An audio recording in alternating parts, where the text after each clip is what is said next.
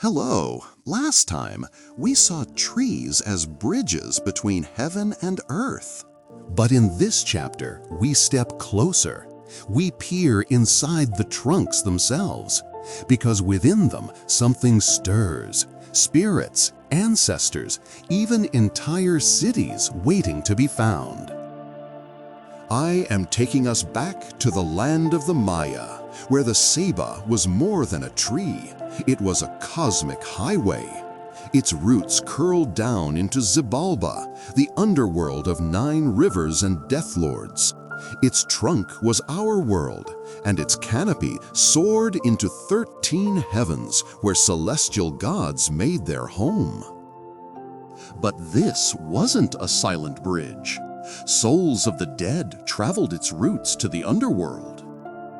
Birds in its canopy carried messages between realms. Shamans climbed its trunk in vision quests, returning with wisdom from gods. And rain deities like Chak were said to descend through the Ceiba to bless the earth. Even the air carried messages. For the Maya, smell was sacred.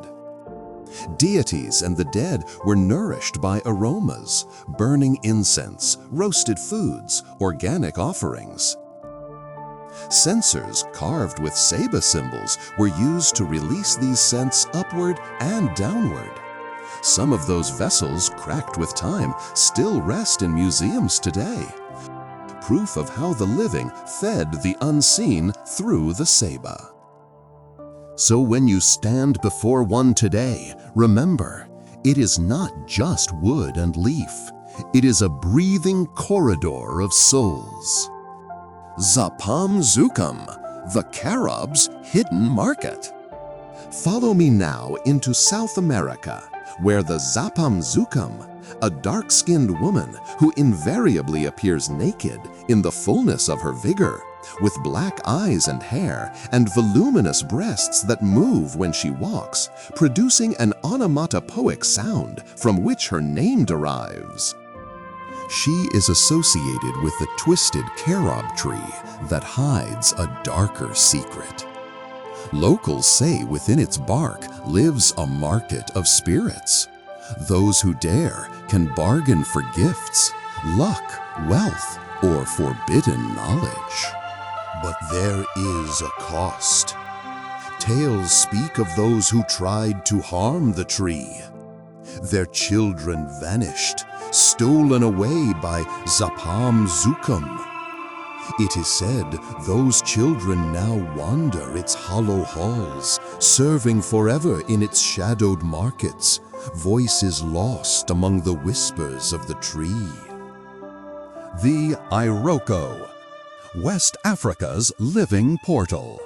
Now follow me to West Africa, to the towering Iroko tree, called a divine gift by the Igbo, planted by Chukwu, the creator, to nurture newborn souls.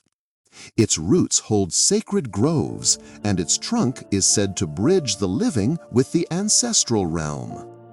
Among the Yoruba, the Iroko is even more feared. They speak of the Iroko man, a spirit so powerful that even gazing upon him risks madness or death.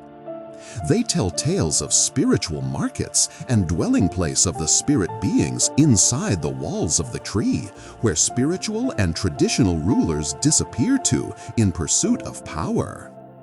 The Olukomi of Sierra Leone and the Vudun of Togo and Benin honor the Iroko too, each believing it is home to restless beings beyond human control. The Iroko tree carries protection as well. A guardian, life-giving yet formidable. A tree of balance, one branch blessing, another cursing. Which side you meet depends on how you approach it. Curupira and Caipora, spirits of the forest. Brazil. Deep in the Amazon, 2 beings guard the trees themselves. The Curupira, with flaming hair and backwards feet, lures hunters astray, twisting their paths until they are lost. The kaipora, riding a great peccary, protects forest animals, punishing anyone who takes without respect. Both are said to live in the trunks of trees, slipping out at night to defend the living forest. For travelers, a snapped twig might mean nothing, or it might mean the Curupira is already watching. Solomon Islands, the Curse Ritual. Across the ocean, in the Solomon Islands, sacred trees are bound with rituals. Some are vessels for ancestral spirits. If a tree must be cut, a shaman whispers prayers, asking the soul within to leave. If the ritual is ignored, the spirit's anger is unleashed. Misfortune spreads, sickness, famine, or death. To the islanders, trees are not just wood. They are neighbors, with tempers as sharp as their blessings. And finally, we return to the modern world, to New Jersey, where a solitary oak stands in a field. The locals call it the Devil's Tree. Legends claim a farmer murdered his family here before hanging himself from its branches. Others whisper of cults gathering at night, chanting, drawing spirits into the bark.